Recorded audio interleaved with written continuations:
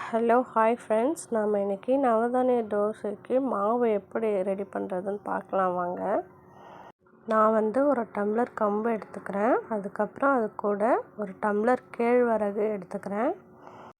கொஞ்சமாக ஒரு கைப்பிடி அளவு மக்காசோளம் எடுத்துக்கிறேன் ஃப்ரெண்ட்ஸ். நீங்கள் உங்களுக்கு தேவையான அளவுக்கு எடுத்துக்கலாம் ஃப்ரெண்ட்ஸ். ஒரு கைப்பிடி அளவு வேர்க்கடலை எடுத்துக்கிறேன் ஃப்ரெண்ட்ஸ்.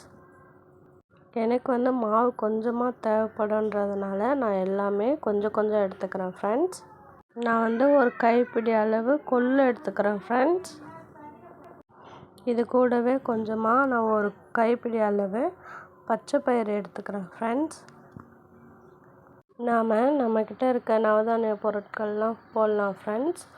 நான் என்கிட்ட இருக்க நவதானிய பொருட்கள்லாம் போட்டிருக்கேன் ஃப்ரெண்ட்ஸ். இப்போ நாம் இது கூட ஒரு கைப்பிடி அளவு வெள்ளை கொண்ட கடலை போட்டுக்கிறேன் ஃப்ரெண்ட்ஸ். பாருங்கள், உங்களுக்கு தெரியும்.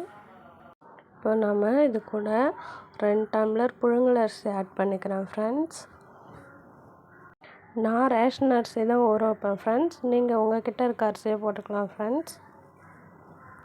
அது கூட ஒரு டம்ளர் பச்சரிசி, அரை டம்ளர் உளுந்து, அது கூட கொஞ்சமாக பொட்டுக்கடலை. நாம் இப்போ இது கூட காம்பு கிள்ளி வச்சுருந்த 3 காஞ்ச மிளகாயை சேர்த்துக்கலாம் ஃப்ரெண்ட்ஸ். இது கூட இப்போ நாம் ஒரு கைப்பிடி அளவு சிறு பயிறு கொஞ்சமாக போட்டுக்கலாம் ஃப்ரெண்ட்ஸ். அவ்வளோதான் ஃப்ரெண்ட்ஸ். நம்ம இதுக்கு இப்போ தேவையான அளவுக்கு தண்ணியை ஊற்றிக்கலாம் ஃப்ரெண்ட்ஸ்.